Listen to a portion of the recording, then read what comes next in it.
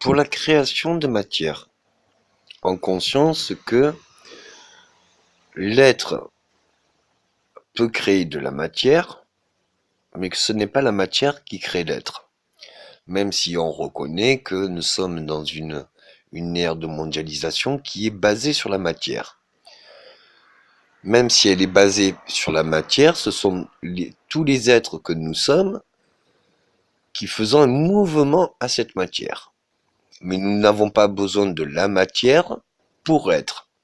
Et même mieux, en conscience de ce que nous sommes, euh, nous voyons tellement plus, nous sommes tellement plus que la matière, et c'est pour ça que c'est l'être qui peut créer la matière et pas la matière qui peut créer l'esprit. C'est cette balance entre esprit et matière. La matière peut être vue par l'esprit, mais la matière ne voit pas ce que l'esprit est. Et la matière et l'esprit peuvent voir la matière.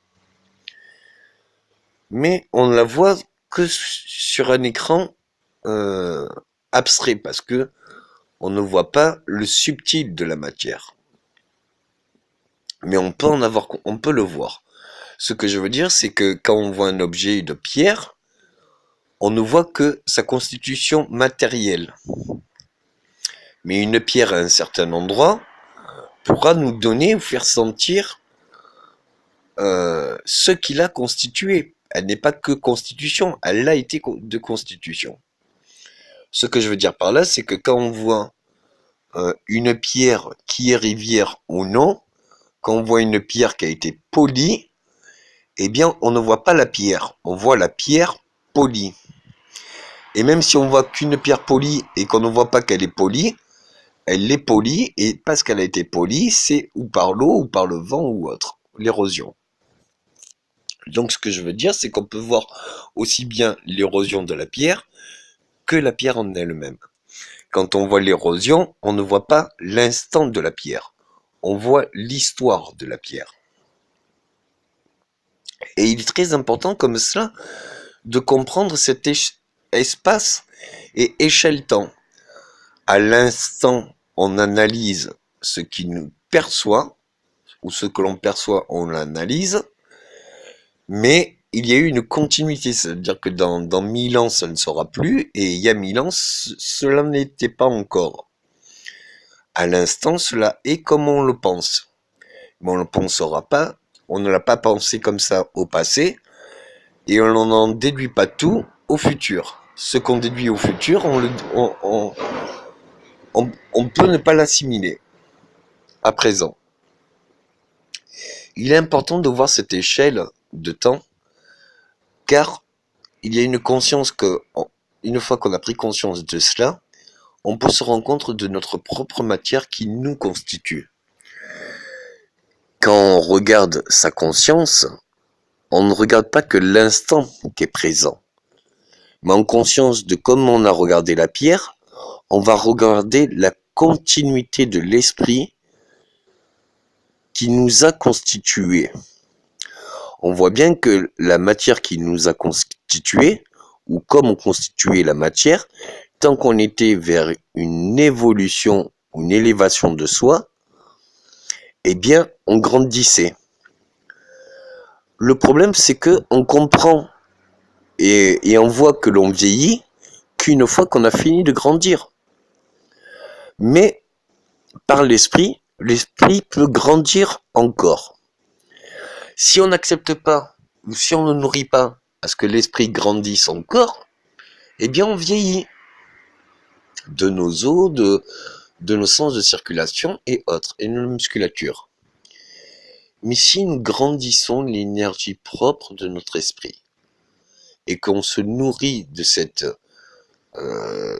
nourriture, eh bien, ce n'est pas que l'on ne vieillit pas dans le sens qu'on arrête le temps, mais ça le met à un autre espace où même la douleur et notre corps lui-même n'a plus de réelle importance.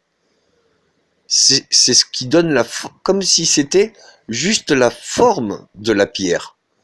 Et que la pierre en elle-même, c'est-à-dire les atomes de la pierre, ne sont pas égales ou n'ont pas le même intérêt, n'est pas dans la même réflexion que la forme de l'érosion sur la pierre.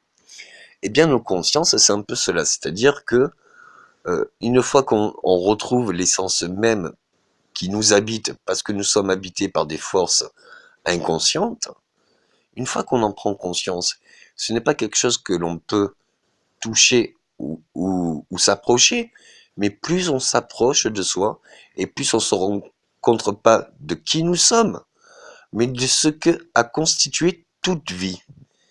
Parce qu'on se concentre sur la vie de notre personne, et pas la vie dans le sens la continuité, non, de voir ce qui nous a toujours animés. Mais c'est là où c'est un peu impressionnant, c'est parce qu'on se rend compte non seulement qu'on a été animé parce qu'on ne définissait pas, comme des atomes qui ne définissent pas la forme de l'érosion tout en la formant, mais qui ne déciment pas l'intérieur, enfin les atomes qui sont à l'intérieur, au cœur de la pierre. Eh bien on se rend compte, c'est comme si on voudrait chercher l'atome central de la pierre. On ne pourrait pas le définir puisque plus on s'en approcherait et plus ça dévierait. C'est-à-dire que plus on irait de plus en plus petit et plus ça serait de plus en plus grand. Et même si on voudrait toucher l'atome, plus au départ, quand on est loin, quand on est avec nos yeux à nous, on pense que on ne peut pas dissocier, on ne peut pas mettre notre doigt sur la pierre sans toucher deux atomes. Et pourtant on le fait. Et bien là, c'est comme si on voulait toucher l'électron de l'atome. On ne pourrait pas le toucher, que l'atome, lui, on ne pourrait, en étant trop petit, ça deviendrait trop grand. J'espère que c'est clair. Eh bien, quand on va dans la profondeur de la conscience, à l'origine même de la conscience, à ce qui naît, l'énergie, à ce qui nous anime, à ce qui nous attrait, à quelle est la force primaire de nos sens et qu'est-ce qui développe nos sens, eh bien, on ne peut pas le toucher puisque d'aller dans cette direction développe même l'échelle. Et on se rend compte comme ça que c'est le sens même de notre énergie qui s'auto-alimente. C'est comme quand on dit il faut de la nourriture pour avoir faim, ou c'est en mangeant qu'on a de l'appétit. C'est pareil. C'est en ayant conscience que l'on développe le sens même de soi. Et en développant le sens même de soi, on développe la conscience, donc l'énergie. Puisqu'il faut de l'énergie pour la conscience. Ce que je veux dire, c'est que si vous prenez conscience, là comme là, de trop de conscience, eh bien, qu'est-ce que ça fait? Ça brûle votre énergie. Là, vous avez peut-être trop entendu, vous avez peut-être sommeil, vous êtes même peut-être perdu dans l'explication. C'est une explication simple, avec des images simples, mais il y a tellement d'informations que pour capter chaque information et les décrypter selon son raisonnement ou sa propre conscience, eh bien on brûle de l'énergie. Donc pour pas brûler trop d'énergie, je vous dis à bientôt.